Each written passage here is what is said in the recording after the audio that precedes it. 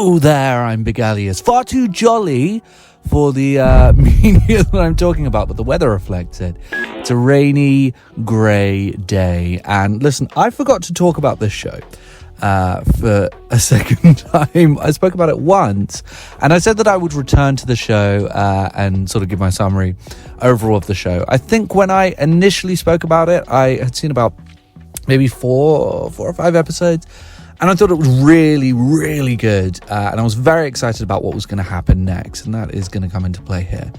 Ultimately, what I wanted to do now was let you know what that continual process was like, how it evolved and how much better it got and how it crescendoed.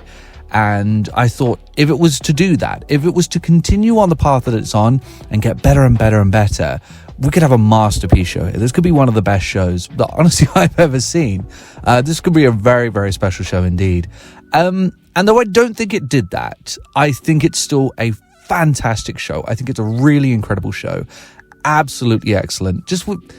I just wanted it to crescendo more than it did. And if you've seen the show, then you may agree that there's sort of like a line that it immediately toes. Like straight from the first episode, we all knew that this would be a fantastic show. The production is something else on this show. It feels so high quality, so high budget.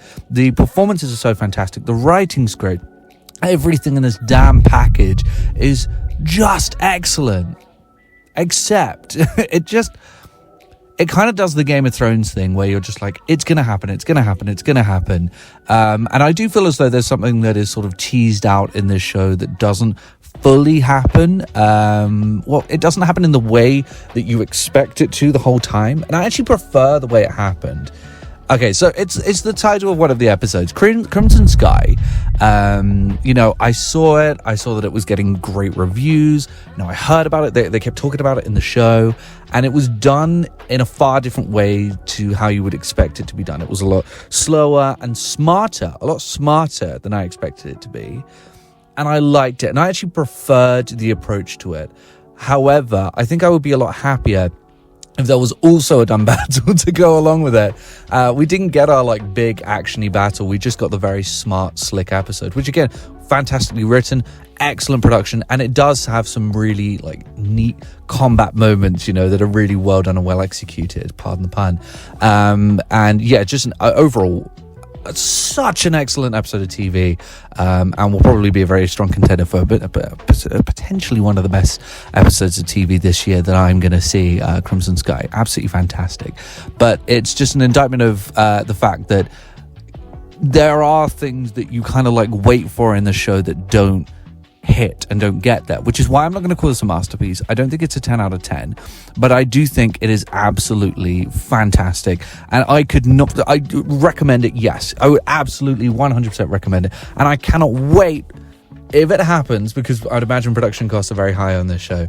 I cannot wait for season 2 of this show, which it does certainly lead on to. Do not expect a very finite ending. I'm not going to try to spoil anything, but don't expect the ending to just be like, oh my god, it's done, that's over. It does lead into something else, and I'm very excited to see what they do next, especially with all the feedback that the Now fans are providing, because this has the potential to be honestly one of the greatest shows I've made. I mean, it reminds me of Breaking Bad season 1, except Breaking Bad season 1 does have that big explosive ending, but it was a very slow season of TV, but it was still excellent, and they learned a lot from that and built, and hopefully that's what we're going to see here. But yes, everything that makes this show so great just continues and continues and continues. The cinematography is absolutely stunning. The production is fantastic. The locations used, excellent. The performances, at first, I thought the white guy wasn't really... He was the only sort of outlier, is he giving a great performance? And then he just gets better. He gets way better as the show goes on. But there are bigger standouts in this, and I won't go into spoilers, but let's just say the translator really shows her own. She's so tremendous.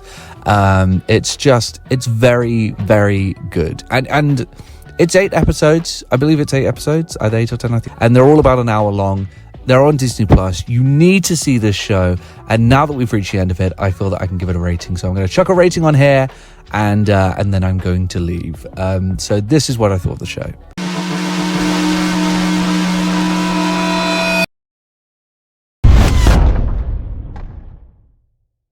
And that's it. Watch the show. Easy recommend. It's tremendous. Frickin' Shogun. Shogun.